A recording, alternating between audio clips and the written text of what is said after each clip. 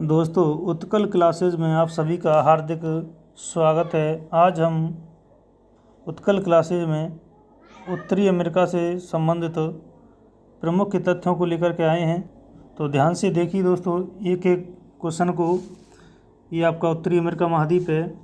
इधर बात करते हैं यदि बेरिंग जल संधि की, जो पश्चिमी साइड में है बेरिंग जल संधि।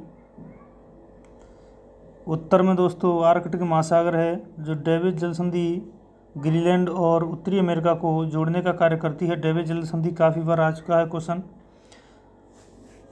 ग्रीनलैंड पर यदि अधिकार की बात करें तो डेनमार्क का अधिकार है, और राजनीतिक दृष्टि से यूरोप का जो देश है डेनमार्क अधिकार है। और दोस्तों आर्थिक दृष्टि से उत्तरी अमेरिका का अधिकार है। इस पर आगे चलते हैं। प्रशांत महासागर है, इधर आर्कटिक महासागर है, अटलांटिक महासागर है। इधर की बात करें दोस्तों, ये मध्य अमेरिका है, ये वाला भाग। और मध्य अमेरिका में सैन फ्रांसिस्को जगह है। उत्तरी अमेरिका की भौगोलिक स्थिति के बारे में चर्चा करते हैं। उत्तरी अमेरिका के पश्चिम में प्रशांत महासागर है दोस्तों, इधर देखिए, पश्चिम में प्रशांत महासागर, पूर्व में अटलांटिक महासागर है, दक्षिण में मध्य अमेरिका है, और उत्तर में आर्कटिक महासागर है। डेविस जल संधि की यदि चर्चा करते हैं तो डेविस जल संधि ग्रीनलैंड तथा कनाडा के बीच में स्थित है दोस्तों। इधर कनाडा का हिस्सा है, इधर ग्रीनलैंड है, इस बीचों बीच में डेविस जल संधि है। और इसकी आगे चर्चा करते हैं और चलते हैं दोस्तों। जो उत्तर में आर्कटिक महासागर है, आपको पता ही है। अब सही है, चलते हैं दोस्तों। देखिए, जो डेविस जल संधि है ग्रीनलैंड और कनाडा के बीच में स्थित है। ये आपकी डेविस जल संधि, इधर कनाडा है, इधर ग्रीनलैंड है। आगे चलते हैं। आगे देखिए दोस्तों, ग्रीनलैंड पर यदि भौगोलिक दृष्टि से देखा जाए तो हमें अभी बताया था उत्तरी अमेरिका महाद्वीप का जो उत्तरी अमेरिका का अधिकार है, इस पर राजनीतिक और प्रशासन की दृष्टि से देखा जाए तो डेनमार्क दोस्तों, जो डेनमार्क है, ये डेनमार्क यूरो महाद्वीप के अंतर्गत आता है। बेरिंग जल संधि अलास्का तथा साइबेरियन रूस के मध्य स्थित है। जो दोस्तों बेरिंग जल संधि है, साइबेरियन क्षेत्र है उत्तरी अमेरिका का, और एशिया महाद्वीप का जो साइबेरियन क्षेत्र, इसके बीच में बेरिंग जल संधि स्थित है। जो बेरिंग जल संधि चुक्की सागर और बेरिंग सागर को जोड़ने का कार्य करती है। 180 डिग्री देशांतर रेखा अंतर्राष्ट्रीय, इसको तिथि रेखा कहते हैं, प्रशांत महासागर में बेरिंग जल संधि से प्रवेश करती है। यदि 180 जो देशांतर रेखा, इसको अंतर्राष्ट्रीय तिथि रेखा कहा जाता है दोस्तों, जो प्रशांत महासागर के बेरिंग जल संधि से होकर के एंट्री करती है। चलते आगे चलते हैं दोस्तों। देखिए, 49वीं समानांतर जो रेखा है, यह रेखा कनाडा तथा यूएसए के मध्य अंतर्राष्ट्रीय सीमा रेखा बनाती है। यह विश्व की सबसे शांति प्रिय अंतर्राष्ट्रीय सीमा कहलाती है दोस्तों। अभी क्वेश्चन आया था, ये सीटेट की परीक्षा में पूछा गया है कि विश्व की सबसे शांति प्रिय अंतर्राष्ट्रीय रेखा कौन सी कहलाती है। तो 49वीं जो समानांतर रेखा है दोस्तों कहलाती है रियो ग्रांड नदी। वेरी वेरी इंपॉर्टेंट है रियो ग्रांड नदी। देखिए दोस्तों, कंपटीशन बहुत हाईफाई हो चुका है, क्वेश्चन गहराई से आ रहे हैं, इसलिए हम बहुत गहराई तक आपको लेकर के जा रहे हैं। आप ध्यानपूर्वक देखते चलें वीडियो को। रियो ग्रांड नदी, यह नदी यूएसए तथा मैक्सिको की सीमा बनाती है दोस्तों। याद रखें, अभी बताने वाले हैं सभी सीमा कहाँ मैक्सिको क्या है, सारी चीज़ बताएंगे, तो बने रहें वीडियो के साथ। ये नदी उत्तरी अमेरिका को जो लैटिन अमेरिका है, लैटिन अमेरिका से अलग करती है दोस्तों। लैटिन अमेरिका की यदि बात करें दोस्तों, तो दक्षिणी अमेरिका को लैटिन अमेरिका कहा जाता है। उत्तरी अमेरिका के प्रमुख पर्वतों की यदि चर्चा करें तो दोस्तों, चलते हैं, थोड़ा सा जूम कर लेते हैं इसको। देखिए, बुक्स पर्वतमाला है, मैकेंजी पर्वतमाला है दोस्तों, माउंट मैकक्लेड, अलास्का रेंज, कॉम्टे रेंज और कैसलैंड रेंज, सियरवादा पश्चिमी, सियरवाद्र पूर्वी, सियारा और अल्पेशियन पर्वतमाला, ये सबसे प्राचीन मानी जाती है दोस्तों। और जो अल्पेशियन पर्वतमाला है। और देखिए दोस्तों, यहाँ से जो ब्रुक्स पर्वतमाला है अलास्का में स्थित है। जो ब्रुक्स है ये कहाँ पर है दोस्तों? अलास्का में। अलास्का उत्तरी अमेरिका में आता है। ये अलास्का की उत्तरतम पर्वतमाला है दोस्तों। उत्तरी अमेरिका की उत्तरतम पर्वतमाला मानी जाती है।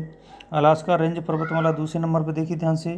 जो अलास्का रेंज पर्वतमाला है इसकी चर्चा करते हैं। उत्तरी अमेरिका की सबसे ऊंची चोटी है। उत्तरी अमेरिका जो महाद्वीप है दोस्तों, अलास्का की सबसे उत्तरी पूंछ है तो ब्रुक्स पर्वतमाला है। यदि उत्तरी अमेरिका पूरे की पूंछ है सबसे ऊंची पर्वतमाला है तो दोस्तों अलास्का रेंज है, इसको पर्वतमाला के नाम से जाना जाता है। अगला है उत्तरी अमेरिका की सबसे ऊंची चोटी मैंक किंगले है। इसकी 6190 मीटर की ऊंचाई है। अलास्का रेंज में जो स्थित है। अलास्का रेंज का मतलब है जो पर्वतमाला है, श्रृंखला है, वो एक साइड में जैसे बनी हुई है दोस्तों, तो इसमें सबसे ऊंची चोटी है और उस चोटी का नाम है मैंक किंगले, जो 6190 मीटर की ऊंचाई पर स्थित है। यह एस्किमो जनजाति का निवास स्थान माना जाता है दोस्तों। अभी चर्चा करते हैं जो फर्स्ट ग्रेड की तैयारी कर रहे हैं उनके लिए बेहद इंपॉर्टेंट चीज़ बताने वाले हैं। देखिए दोस्तों, जो एस्किमो जनजाति है इसको अलग अलग क्षेत्रों में अलग अलग नामों से जाना जाता है। जैसे और ये कहाँ कहाँ निवास करती है? अलास्का में, ग्रीनलैंड में, और दोस्तों आपके जो साइबेरियन क्षेत्र तबीयत थोड़ी सी खराब है, जो साइबेरियन क्षेत्र है वहाँ पर भी निवास करती है। सेम्योडस है, ये अलग अलग नामों से जानी जाती है। चिकची, सेम्योडस और बगदी के नाम से भी जानी जाती है। चलते हैं आगे बढ़ते हैं दोस्तों।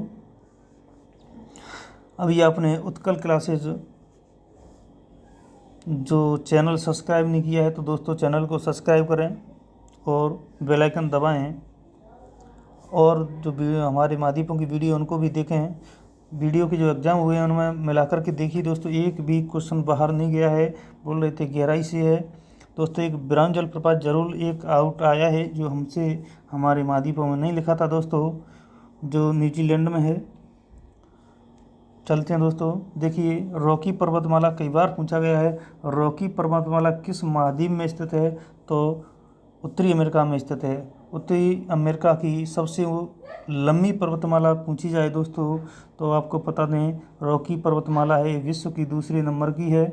रॉकी पर्वत श्रृंखला की सबसे ऊंची चोटी माउंट एल्बर्ट है। अल्पेशियन पर्वतमाला नेक्स्ट चलते हैं। उत्तरी अमेरिका की सबसे प्राचीन पर्वतमाला मानी जाती है दोस्तों।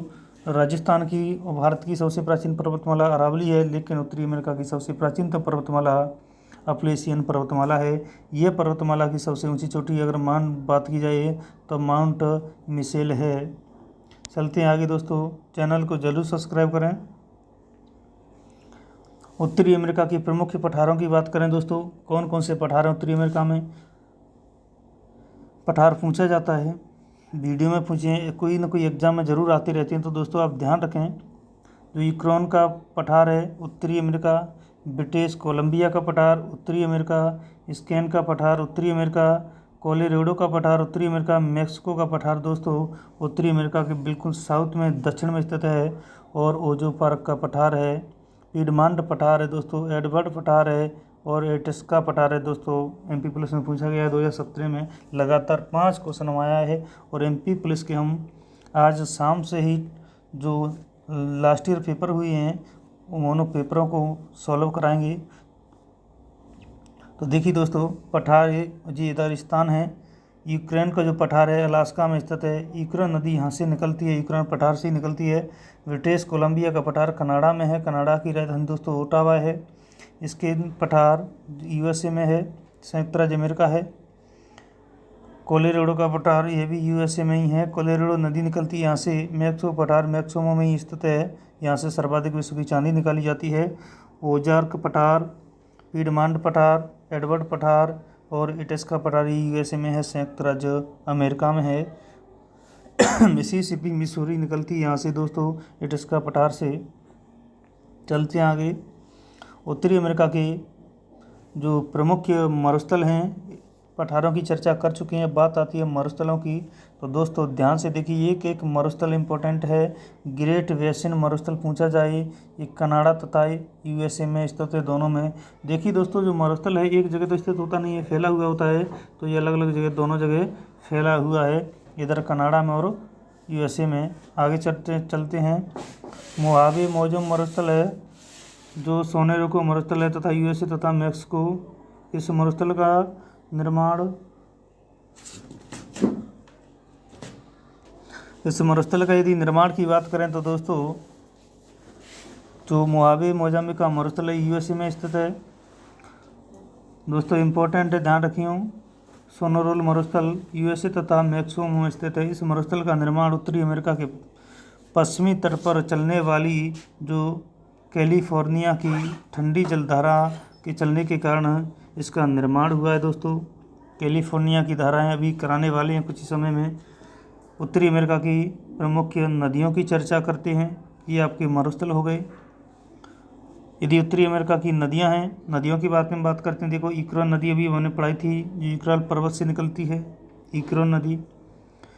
मैकेंजी नदी दोस्तों, सेंट लॉरेंस नदी, हडसन नदी, एनेक्सी नदी, पोटामेक नदी। आपको पता होना चाहिए दोस्तों, जो वाशिंगटन डीसी अमेरिका की राजधानी है, ये पोटामेक नदी पर स्थित है। कोलोराडो नदी, मिसिसिपी नदी मैक्सिको की खाड़ी से निकलती है। रियो ग्रांडी नदी, ये देखिए नदी इसमें शो हो रही है, ध्यान से देखें। मिसिसिपी नदी, एक एक से पढ़ेंगे बारीकी से इनको। यह नदी विश्व का सबसे बड़ा नदी तंत्र बनाती है दोस्तों। कौन सी नदी? मिसिसिपी, मिसूरी नदी।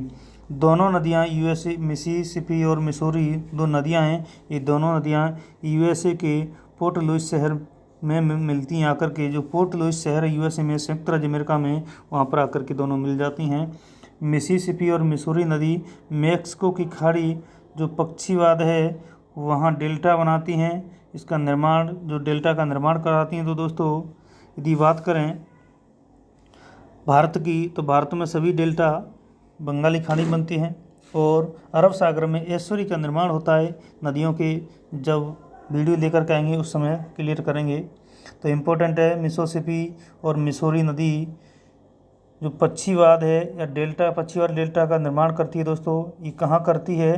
तो याद रखें, मैक्सिको की खाड़ी में करती है। जैसे सुंदरबन का डेल्टा दोस्तों गंगा और ब्रह्मपुत्र नदी बनाती है, उसी प्रकार से पक्षीवाद में दोस्तों मिसिसिपी और मिसूरी दोनों नदियाँ डेल्टा बनाती हैं मैक्सिको के अंतर्गत। आगे देखिए दोस्तों, थोड़ा सा जूम करके देख लेते हैं। जो शहरी और रोटी जाती है यहाँ पर देखिए, शहरी रोटी जाती है तो तब ये तो पानी का स्तर नीचा हो गया। यहाँ पर जो दिन प्रतिदिन दोस्तों इसका यूज होता जा रहा है, इसलिए यहाँ पर पानी का स्तर भी नीचा होता जा रहा है। ये डेल्टा का निर्माण कर रही है, ये पक्षीवाद जल है। तो चलते हैं दोस्तों आगे। सेंट लॉरेंस नदी, दूसरे नंबर की बात करते हैं सेंट लॉरेंस नदी को लेकर के। सेंट लॉरेंस नदी, यह नदी ओटारियो झील से निकलती है दोस्तों। यूएसए तथा कनाडा की सीमा बनाती हुई जाती है। ये नदी उत्तरी अमेरिका का सबसे व्यस्ततम आंतरिक जलमार्ग माना जाता है। विश्व की सबसे व्यस्ततम नदी पूछी जाए तो रायन नदी है दोस्तों। लेकिन उत्तरी अमेरिका का सबसे व्यस्ततम यदि कोई जलमार्ग है, आंतरिक जलमार्ग है, तो दोस्तों सेंट लॉरेंस नदी का है। नियाग्रा जलप्रपात कई बार पूछा गया है। नियाग्रा जलप्रपात कौन सी नदी पर बनाया गया है? तो सेंट लॉरेंस नदी पर बनाया गया है। ये यूएसए तथा कनाडा की सीमा पर स्थित है। टोरंटो तथा जो मॉन्ट्रियल शहर है, ये सेंट लॉरेंस नदी के किनारे पर स्थित है दोस्तों। दोनों शहर, टोरंटो शहर ये कनाडा का सबसे अधिक जनसंख्या वाला शहर है। टोरंटो यहाँ भारतीयों की संख्या बोलता है। हमारे इंडियन जो जाते हैं दोस्तों, ये टोरंटो शहर में सर्वाधिक जाते हैं, बोलता है हमारे यहाँ। आगे चलते हैं। जो मॉन्ट्रियल शहर है, मॉन्ट्रियल शहर की बात करें, 16 सितंबर 1987 को विश्व का ओजोन सम्मेलन का आयोजन दोस्तों यहाँ पर हुआ था। और जो ओजोन दिवस मनाई जाती है 16 सितंबर को मनाया जाता है। तो दोस्तों पहला ओजोन सम्मेलन हुआ था 16 सितंबर 1987 को मॉन्ट्रियल शहर पर। मॉन्ट्रियल शहर की यदि चर्चा करते हैं तो कौन सी नदी के किनारे है? टोरंटो नदी के किनारे है। इसलिए जो ओजोन दिवस का आयोजन होता है दोस्तों, वो 16 सितंबर को होता है। नेक्स्ट नदी की चर्चा करते हैं। मैकेंजी नदी तीसरे नंबर की है। ये कनाडा की सबसे लंबी नदी है। एक एक पॉइंट को ध्यान से देखते चलें दोस्तों। इसे स्लेव झील से निकलती है ये नदी। झील भी पढ़ा चुके हैं, पठार, मैदान, मरसल आपके क्लियर कराते जा रहे हैं। उसके बाद में नदी ली हैं दोस्तों, हमने क्रम से ली हैं, इसलिए आपके समझ में आता जाए। वीडियो को बार बार देखें जब तक आपका उत्तरी अमेरिका क्लियर नहीं हो। इसके बाद में दोस्तों आप क्वेश्चन को सॉल्व करना, मॉडल टेस्ट सॉल्व करना, कोई क्वेश्चन आपसे बाहर नहीं जाएगा। ये हमारी जहाँ तक है वहाँ तक कोशिश रहेगी। आगे चलते हैं यूक्रेन नदी के बारे में। यूक्रेन पठार जो अलास्का में स्थित है, यहाँ से अलास्का से निकलती है दोस्तों यूक्रेन नदी। बोलेरोडो नदी 5वें नंबर की है। ये नदी कोलोराडो के पठार से निकलती है दोस्तों। यहाँ यह नदी विश्व का सबसे लंबे गोर्ज का भी निर्माण करती है, जिसे ग्रैंड कैनियन कहते हैं या दीवार कहते हैं, ग्रैंड कैनियन कहा जाता है दोस्तों। चलते आगे, जो गोर्ज है दोस्तों विश्व का सबसे, देखिए दोस्तों ग्रैंड कैनियन, ये भी गोर्ज आपने अभी पढ़े थे। इसके बाद में चौथे नंबर का जो ग्रैंड कैनियन है, इसकी गहराई दोस्तों 250 से 300 किलोमीटर लंबी है। इस चित्रों के द्वारा समझ सकते हैं कि धीरे धीरे नदी गोर्ज को गहरा करते हुए जाती है, जो नदी के जल स्तर का नीचे की ओर जाएगा, जो चित्र 1, 2, 3, 4 में दे रखी है दोस्तों। सबसे पहले इस प्रकार का गोर्ज बनाएगी, दूसरे नंबर पे यहाँ इस प्रकार का गोर्ज, तीसरे नंबर पे इस पर, और लास्ट में दोस्तों ये गोर्ज यू आकार का हो जाता है, बड़ा गोर्ज बन जाता है। चलते हैं दोस्तों दमदार पॉइंट के साथ पोटामेक नदी को लेकर के चलते हैं। पोटामेक नदी के बारे में चर्चा करते हैं, विश्लेषण करके देखिए ध्यान से, संश्लेषण नहीं है यहाँ विश्लेषण है। तो उत्कल को जरूर सब्सक्राइब करें दोस्तों, आगे चलने वाली है। यह नदी यूएसए के पूर्वी भाग में अप्रेशियन पर्वतमाला से निकलती है। अभी आप पहले पर्वतमाला कराई थी, उस समय बताया था कि जो पोटामेक नदी है दोस्तों अप्रेशियन पर्वतमाला से निकलती है। यूएसए की जो राजधानी दोस्तों वाशिंगटन डीसी, अभी चर्चा की थी कुछ समय पहले, इसी नदी के किनारे स्थित है। डीसी का अर्थ होता है डिस्ट्रिक्ट ऑफ कोलंबिया। अभी तक आपको बहुत से बच्चे ऐसे होंगे इनको डीसी का अर्थ नहीं पता था, कह देते हैं वाशिंगटन डीसी। वाशिंगटन शहर है, डीसी का मतलब डिस्ट्रिक्ट ऑफ कोलंबिया को मिलाकर के बनाया गया है।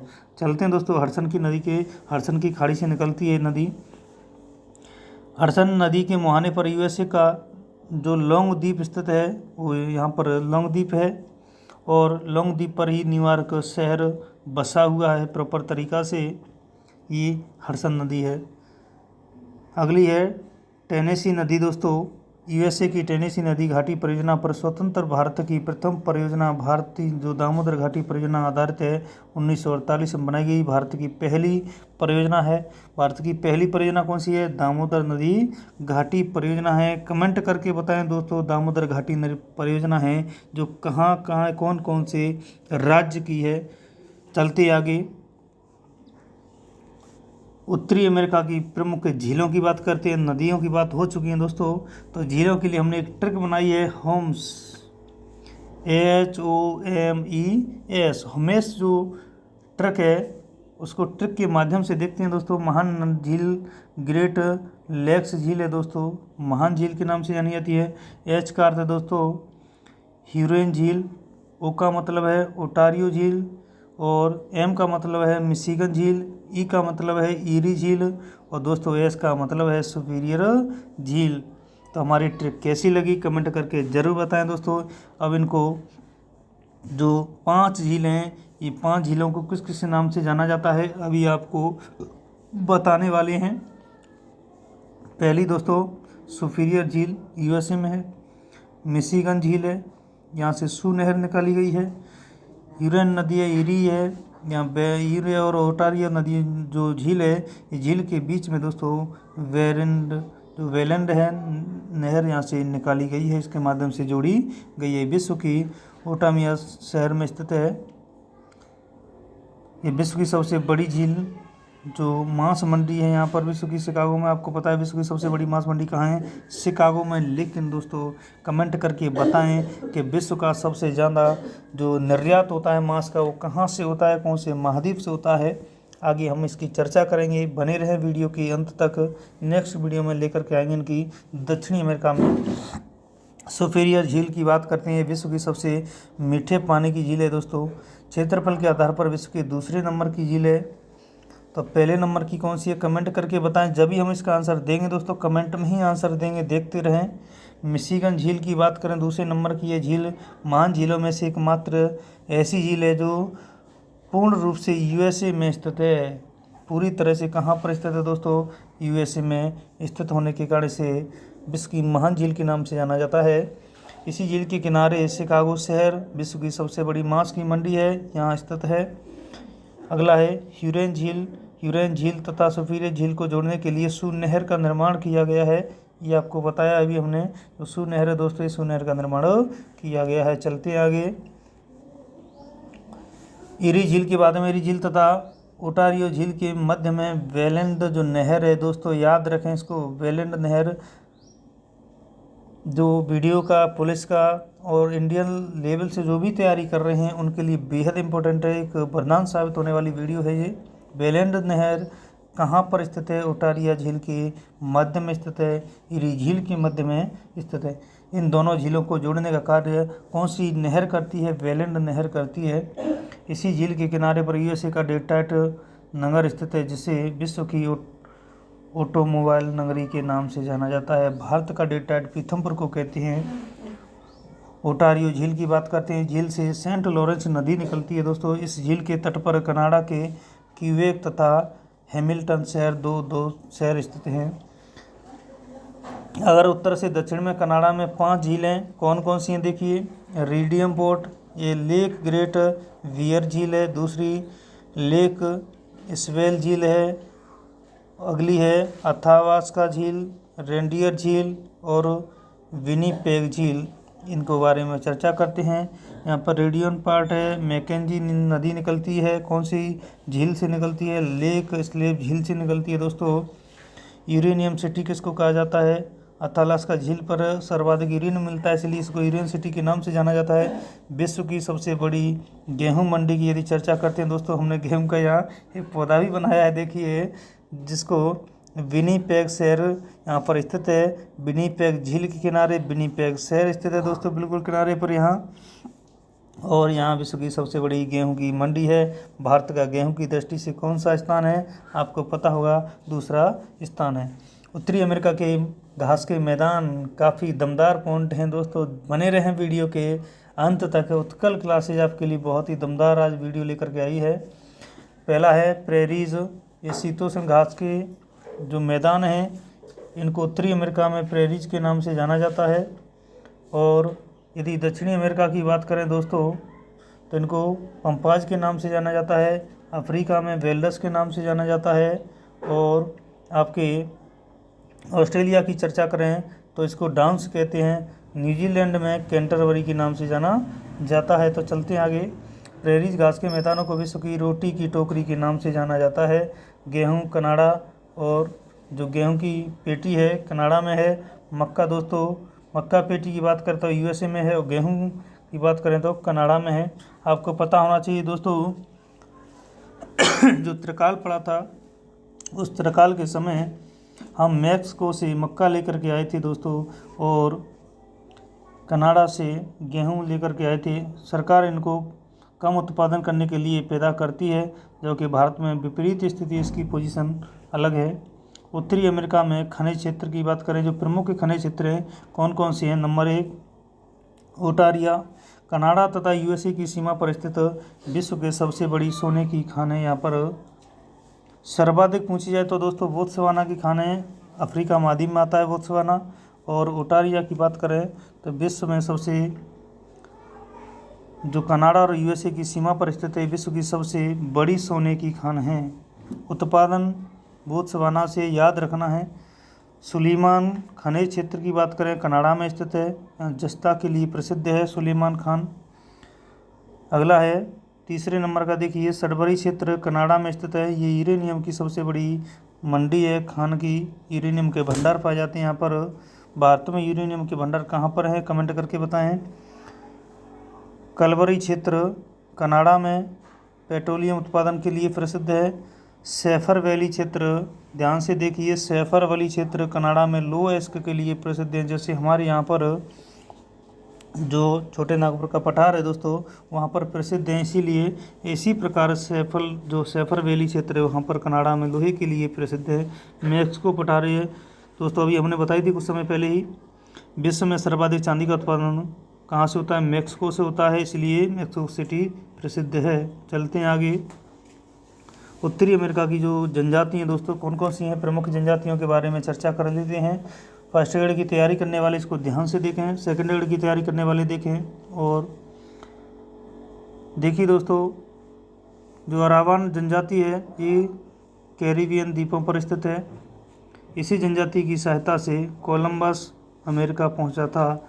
जो उत्तरी अमेरिका की खोज करी थी दोस्तों, कोलंबस ने इसी जनजाति की सहायता से यहाँ पर पहुंचा था। ओपाचे जनजाति की बात करें, दक्षिण पश्चिम यूएसए के जो आकेटक क्षेत्र हैं वहाँ पर निवास करती है। आकेटक यानी शिकार के क्षेत्र हैं। ब्लैक फुट जनजाति काफ़ी इंपॉर्टेंट है दोस्तों। ब्लैक फुट जनजाति कहाँ पर निवास करती है? रॉकी पर्वत पर निवास करती है। रॉकी पर्वतमाला है जो उत्तरी अमेरिका में है, एंडीज पर्वतमाला दक्षिणी अमेरिका में है। जंगली भैंसों का शिकार करती हैं जो लोग जनजाति है ब्लैक फॉरेस्ट है, जो जंगली भैंसों का शिकार करती है। अच्छे घोड़े सवार होते हैं, घोड़ों की सहायता से ही शिकार करते हैं। एस्किमो जनजाति उत्तरी कनाडा के जो बर्फ़ के घर हैं, जो एस्किमो जनजाति की भी हमने चर्चा की थी दोस्तों, ये कहाँ कहाँ रहती है? ग्रीनलैंड में, अलास्का में, उत्तरी साइबेरियन क्षेत्र में निवास करती है। तो देखिए एस्किमो जनजाति के जो बर्फ़ के घर होते हैं इनको इग्लू के नाम से जाना जाता है। और इन तम्बू घर भी होते हैं जो अस्थायी क्षेत्रों में निवास करते हैं। एस्किमो के लोग मंगोल प्रजाति से संबंधित रखते हैं, मंगोल प्रजाति से रिलेटेड हैं देखे जाते हैं। जैसे हमारे यहाँ पर जो नेपाल से संबंधित सिक्किम के लोग हैं, रिलेटेड हैं, एक जैसे लगते हैं तिब्बती क्षेत्र के। इसी प्रकार एस्किमो के जो लोग हैं जो मंगोल जनजाति से संबंधित हैं। एस्किमो के लोग एल्यूट भाषा बोलते हैं, काफ़ी इंपॉर्टेंट है फर्स्ट ग्रेड के लिए दोस्तों। एल्यूट भाषा बोलने वाली कौन सी जनजाति है? एस्किमो जनजाति है। अब तो दोस्तों कहीं पर भी कौन सा भी क्वेश्चन पूछा जा सकता है, इसीलिए सभी को याद रखना है। उत्तरी अमेरिका के प्रमुख शहरों की बात करते हैं। यूएसए के जो कैलिफोर्निया प्रांत है, याद रखें कैलिफोर्निया ये विश्व का सबसे गर्म स्थल है। डेथ वैली के नाम से जाना जाता है, मृत घाटी कहते हैं इसको। यूएसए में स्थित है। विश्व का सबसे गर्म स्थल कहाँ पर है दोस्तों? डेथ वैली कहाँ पर है? मृत घाटी कहाँ पर है? तो कैलिफोर्निया में, यूएसए में है। विश्व की तीसरी सबसे अधिक लवणी झील की बात करें तो इसे ग्रेट साल्ट लेक के नाम से जाना जाता है। ये भी कैलिफोर्निया में ही स्थित है। वॉन झील तुर्की में है दोस्तों। मृत सागर जॉर्डन इजराइल की सीमा पर है। ग्रेट साल्ट लेक यूएसए में है। ये विश्व की सर्वाधिक लवणी झील है।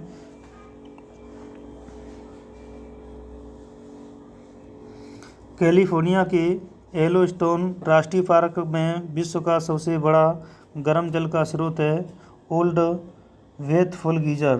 ध्यान रखिए दोस्तों, ओल्ड वेथफुल जो गीजर है ये कैलिफोर्निया के येलोस्टोन राष्ट्रीय पार्क में स्थित है। विश्व का सबसे बड़ा गर्म जल का स्रोत है। आगे चलते हैं। सैन फ्रांसिस्को जो सिलिकॉन वैली कहते हैं, सैन फ्रांसिस्को सिलिकॉन वैली कहते हैं भारत में। सिलिकॉन वैली वेल्लोर को कहते हैं दोस्तों।